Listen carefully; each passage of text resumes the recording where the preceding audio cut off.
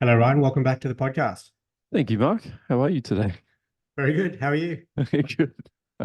We just had a bit of a false start. That's why we're laughing about re-recording things. Mate, let's jump straight into, Yeah, in case we do fall over again, let's yeah, yeah. straight into guessing where our guest is from. Three clues Scotland. for you today, as always. No, Okay. that's your first guess. Okay. Shit. First clue, tomato juice is the official beverage of this place. We going for a state or a city or I don't know. You'll find okay. out with the first Tomato guess. juice. Tomato juice. Oh God. All right. I'm going America. Let's get tomato juice. Florida. No. Okay. I'm not too sure how up there on the scale of beverages. Tomato juice is in Florida, but no, not Florida. Okay. Second clue is there is a city in this place or state, I'll give you that is known as the tornado capital of the world. This is oh man, this is tough. Okay, there's a few states I'm thinking of here. Kentucky. No. Okay. Clue number three. This state is the only US state that doesn't share any letters with the word mackerel, as in the fish. I thought this was such an interesting clue. That's cool. I was gonna say Oklahoma, but there's a K in there. Okay. Mackerel. A God. So for those playing at home, Mackerel. That's a cool question. I'd love to just sit here and work it out, but I We feel like don't have time. we don't have the time. Okay. Mackerel. No ways. God damn. Uh, Illinois. No, there's an L. Now, Shit. let's All right. just let's I just give cut to I it. give up. Okay. So the state we're looking for is Ohio. I was close. Illinois is right next to it. Specifically Kent. In Ohio. Kent became known as the Tree City in the late 1800s.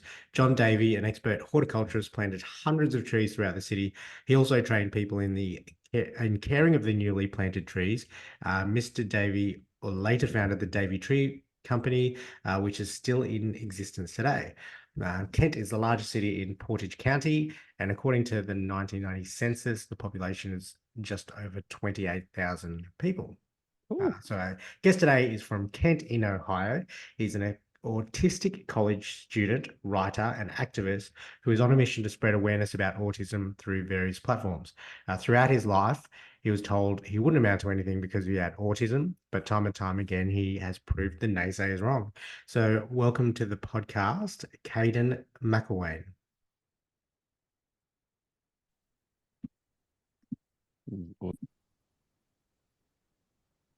So, welcome to the podcast officially, the Remembering Them podcast, Caden. Thank you for joining us today. Thanks for having me, Mark. Now, all the way from Kent in Ohio, and we just off the mic mentioned that you're at the university now. Tell us something about because I don't know if you've been Ryan. I certainly haven't been to Kent, and I haven't been to Ohio. But tell us something about the place that you love, and something that we might want to check out if we came over that way. Yeah, absolutely. Kent State University is a very historical campus. And on May 4th of 1970, I believe, there was a shooting there, unfortunately, during a parade. It's been around for hundreds of years, the university. I'm studying to be a PR major, and the downtown area is always a good time. I'm various restaurants, coffee shops, always something going on downtown. One of my favorite places that I sometimes like to go to for a cheat day is this one really fancy sushi restaurant that had this. I believe it was 100 something bucks, where they had this really big boat full of all kinds of sushi. Oh damn. I'm cool. I'm keen. I'll Yeah, I wouldn't check that out. wouldn't save that for a cheat day. That sounds really awesome. Well, Caden, thanks again for joining us. And if you'd like to start by telling us who we're talking about today, their relationship to you, and just a little bit about them and what happened to them.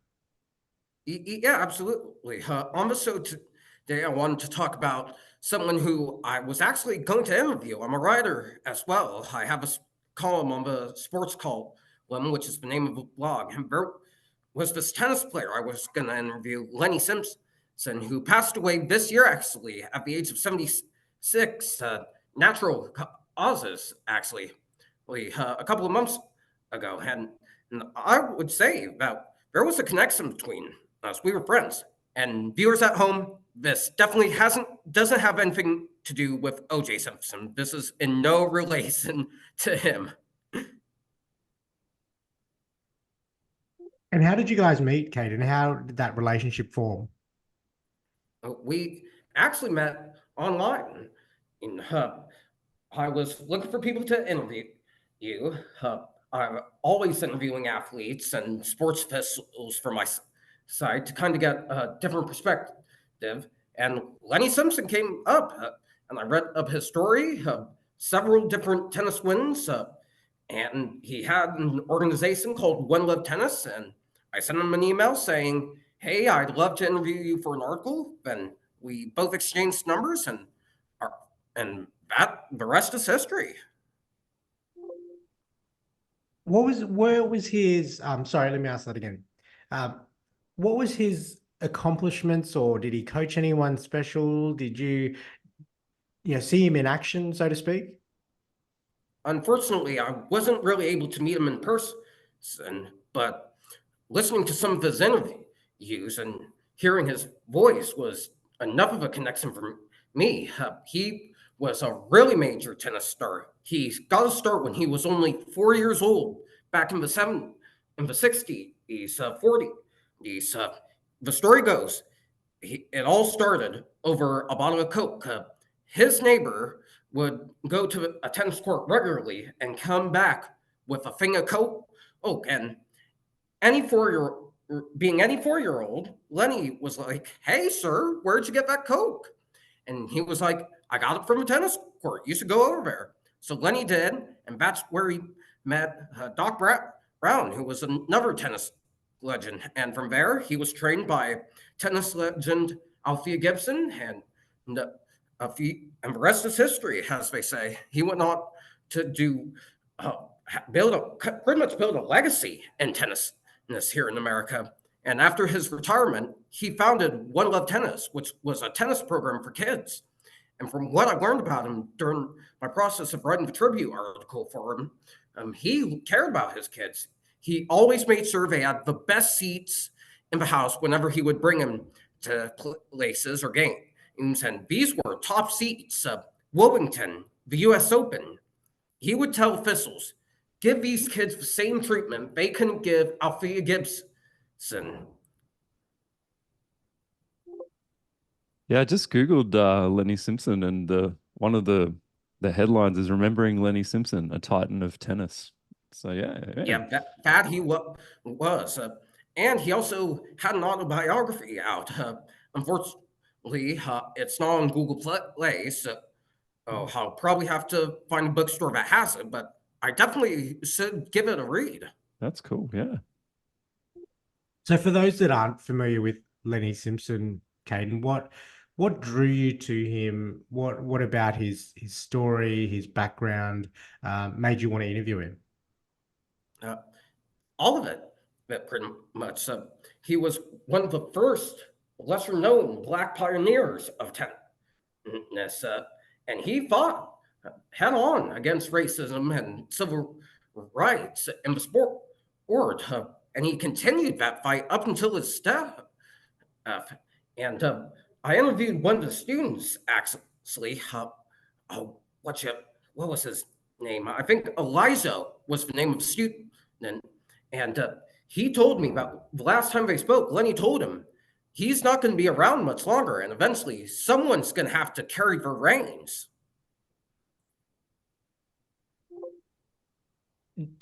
So was that interview locked in, Caden, or had that been scheduled? Yeah, we were actually going to do it this year. We were originally going to do it last year. We met in November, but unfortunately, due to a lot of circumstances on my end, me trying to balance school work, particularly math, and food poisoning on my end, we had to postpone it several times. So, and then I tried to call him in January, but it got sent to voicemail. So I decided maybe he's busy. I'll hold it off. And then I actually found out about his death by reading the news, believe it or not, checking his wiki page during the research process. And then the first thing I did was call his wife and say, "Hey, I'm sorry for your loss." And she told me Lenny really wanted to get this interview taken care of ASAP. Yeah, that's amazing that you found out that way. And how did you obviously you had his contact details of his wife? What was that conversation like, Kadin? She was amazing. She was super sweet. She said Lenny was a huge fan of my work and admired what I was doing. To get that much respect as a writer or an activist from a legend like that, that's amazing to me. That's a huge highlight for me. And when I asked her if I could make the interview into a tribute article instead, and she was like, "Do whatever you feel fit." So I contacted several different people who knew him. Louis Bowling was one of them. He's the head of a tennis organization. I believe it's the U.S. Tennis Organization. And he knew Lenny from a trip they took to Africa. And he was one of the first people Lenny told about One Love Tennis and that he was going to start bad. And of course, I interviewed one of his students and his mother. From the people that you spoke to about Lenny, how would you describe him, or how did they describe him to you? He cared about his kids, and he was basically a second grandpa to the kiddo I talked to, Eliza. And at the time of Article's production, Eliza actually won a tennis match soon after he found out. So I give his props to him because that's what Lenny would want. We can use the story of Lenny Simpson to as a reminder for us to treat people with kindness and be the leader of the tennis court movement, if you will. And where can we find that article, Kadin? Is that available online? The tribute that you wrote? Yes, you can find it on the sports column. KADIN Perfect. We'll link that to the show notes when we release the podcast. That'll be an interesting read, I'm sure. Yeah, it absolutely is. And so, what was the plan with the interview with Lenny? What were you going to talk about? Were you going to talk about his personal life or his tennis achievements or both? What did you have planned there? Everything. How the way I do my interviews is I would like to ask several of the same questions. What was the highlight of your sports career? What does the future hold for you? That kind of thing. And the last question I would always end with is, what is your advice to every single athlete? And I was going to release the interview like that. Did you, when you were talking to those people, Kadin, or even when you were researching Lenny's background and his history, do you have a favorite story that you stumbled across or found or learnt about him? I would say the Coke story and how he got started in tennis. And honestly, my time with him was a highlight for me. Apart from food poisoning, a little background into that, I went to a food festival one of the days I was supposed to interview Lenny. It was an international food festival, and I had this really delicious ox. And then the next day, which was the morning I was supposed to interview him, I was puking and I had extreme diarrhea and TMI stuff. So unfortunately, I had to postpone So for any riders at home, don't eat rancid ox at a food festival before you have to interview a tennis legend. That's a good keep tip. that in Very mind. specific. Fuck. Sorry, Ryan, what was that? Say I was that. like, keep that in mind. Yes, I was going to say very specific, but a very good tip. I love it. So that was postponed, Caden, when you couldn't interview him after the food poisoning. Oxtail, don't do it. Lesson learned for any riders out there. When was it postponed to, and when did he pass away in between? What was that timeline like? Well, I was actually hoping to get it done by the end of this year at least. So the soonest I would have been able to get that done was around January. And then he passed February 14th. Yeah, and from natural causes, you mentioned. Yes, aged 76. And how do you think, and this will be perfect back based on the tribute that you wrote, but how do you think Lenny will be remembered and immortalized? He will be remembered as someone who refused to take no for an answer. Sure, when it came to equal rights for his kids and for the Black and LGBTQ communities when it came to tennis and overall in general. I think his story will inspire your more and more activists for the LGBTQ and race rights movement to continue what they're doing. Were there any lessons that you took from the research and information you learned about him? Yeah, absolutely. I learned the lesson of not taking no for an answer. Don't take no for an answer if you don't agree with something. Don't stop fighting until you get what you want. If you get the grade that you don't want at school, Caden, do you not take no for an answer? No, well, You let him know. I actually have straight A's right now, but during that semester, or I was supposed to interview him, the grades were relatively rough, and I did throw a bit of a hissy fit over the math grade I got, which was an F. Historically, I've been bad at math, and I decided to accuse a teacher of sabotage and try to soil their reputation over it before deciding to pull back my claim and not pursue that case because that wasn't me. So I think another lesson I learned from Lenny was to be a man and take accountability for yourself. Yeah, sabotage is a tough one. Yeah. Were there any phrases or quotes that you came across from Lenny that stick out? Honestly, none in particular, but there was one I remember him talking about in an interview for his book. What was it? It was something along the lines of, I want to be the one who gives back to the tennis community. Yeah. And what is it about? Was it tennis that drew you to Lenny or Lenny that drew you to Lenny? It was Lenny in general. It was mostly tennis, but after his death, after learning more about him, I was drawn to Lenny from Lenny as a person. Yeah, where did you first find out about Lenny? Through a simple Google search for athletes to interview. His name happened to pop up. No way. That could have landed on anybody. And you ended up on Lenny. Yeah. Could have landed on me. I mean,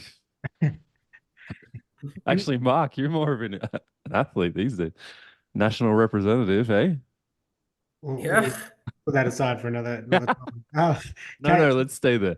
Okay, Caden, when you came across, so where was Lenny based? He was based in North Carolina, the Wilmington area. I've been there. I have a friend there. Oh, yeah. How is it? Beautiful. Yeah, it's one of the. I really liked it. It was one of my favorite cities I've been to. And what were some of the questions? Yeah, sorry, Ryan. No, keep going. You keep going with that line. No, no, I was gonna say you should visit Kate and do a little memorial visit to Wilmington. Oh, I just might, Do a little. maybe for a graduation gift or something. Then I can mm, see if I can book myself a flight to Wilmington and stay a few nights there. It's awesome. Kate, I was going to ask you, what were some of the things you would have asked Lenny in the interview had you had it? Pretty much the same stuff I asked all my interviewees. What was the highlight of your career? What's your favorite accomplishment of your career? Who are your favorite tennis players or athletes? What's your advice to anyone wanting to pursue a sport? And one big one I would have asked Lenny was, where do you see yourself in the future? And based on what you have learned from him, what do you think you would have said? I think he would have said the same thing he said in all his interviews. He wanted to help his kids live a successful life in the tennis world and in life and give them hope and confidence. It's a shame. It sounds like it would have been an amazing interview. Ryan, do you have any final questions for Caden I don't. about Lenny? No, not at this point. Caden, anything that you finally wanted to say about your short but obviously impactful relationship that you had with Lenny and what you were going to do with your interview piece? I basically want to thank Lenny and Lenny's family for even giving me a chance to plan that out at least. That means a lot to a writer like me to be interviewing a tennis legend and like him. And I actually, believe it or not, have a tattoo of a tennis racket in his honor on my chest. If you want me to show you. Oh yeah. Yeah. All Man, right. cool. I'm down. I'm down. Oh Just way. right here. I was originally going to get a Coke here as well. Well, because of that story I told you. Yeah, but I apparently would have had to make a whole separate appointment with the tattoo parlor. Oh, I love it. That's so amazing. cool. So for those that can't see, that are just listening to this at home, it's on Caden's right chest. And yeah, picture of a tennis racket in honor of Lenny. It's a wonderful tribute. Thank you, sir.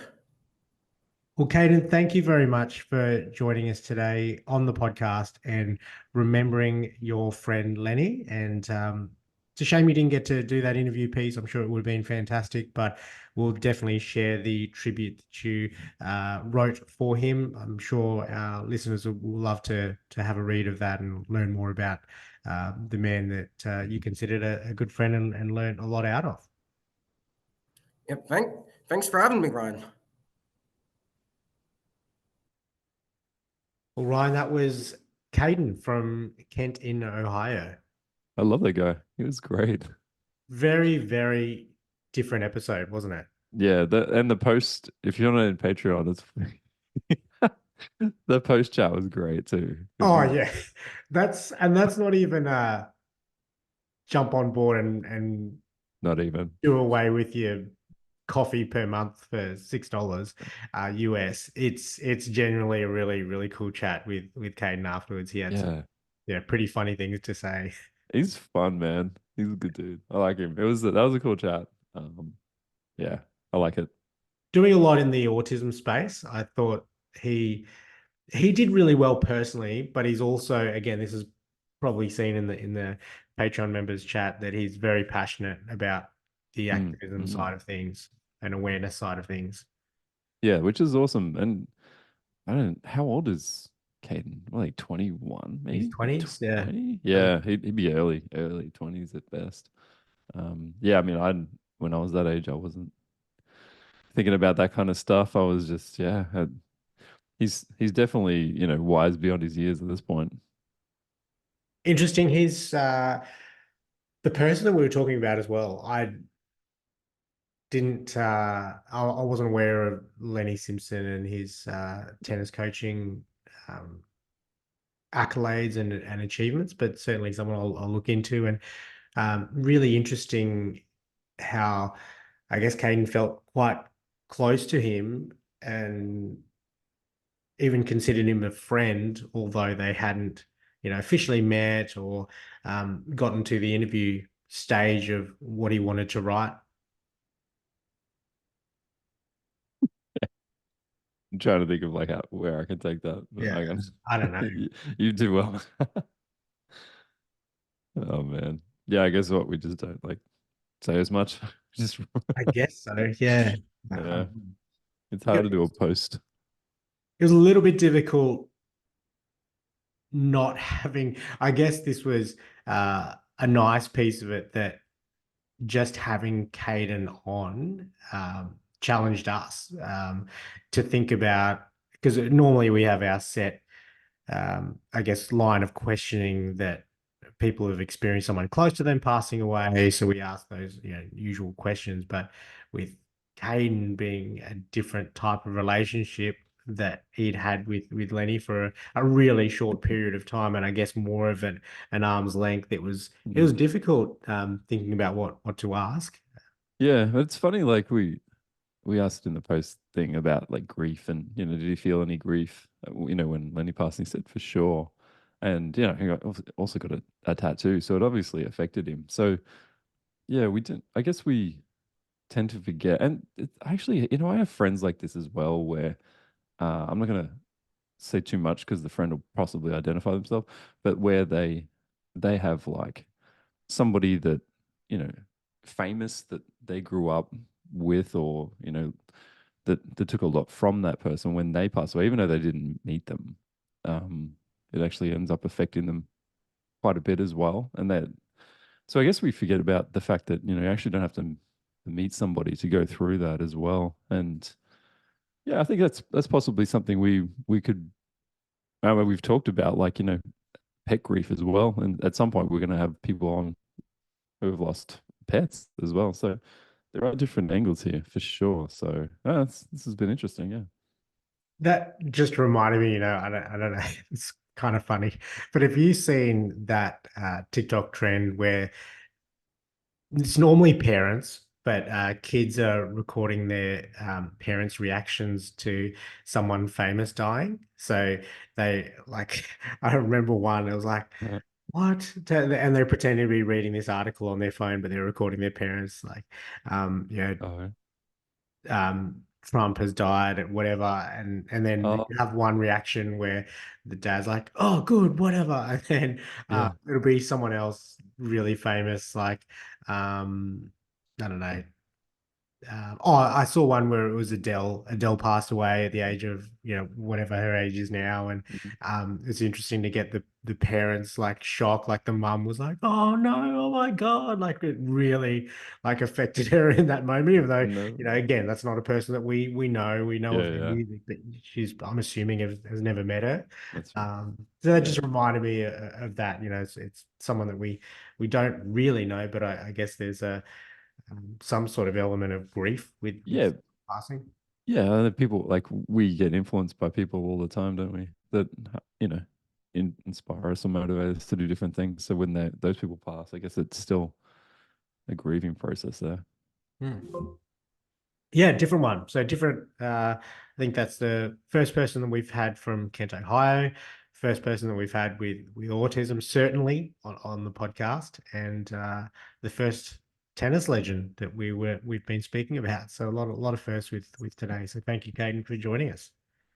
1 or 2 degrees of separation there now to Lenny. Yes, yeah, absolutely. Damn, pretty good. Well, in regards to the podcast, Ryan, just like to remind people that we mentioned it in the recording, sorry, in the episode, that we have our Patreon um, membership. So really affordable, really cheap. Jump on and support us. We've got our My Legacy message service for those that are wanting to record a video for their loved ones. And then, as always, we invite you to like, follow, and share the podcast. We'd appreciate that too. Do all of those things. All All of of them, those things. We'll please. we should note those out so it's easier to follow for people. Patreon, My Legacy Message, like, follow, share. Done. Done. Nice one, man. Speaking of done, we are done with the podcast for today. So thank you, Ryan, for jumping on, and I look forward to our next chat. Thank you, Mark, as always. Talk soon. Bye, mate. Bye.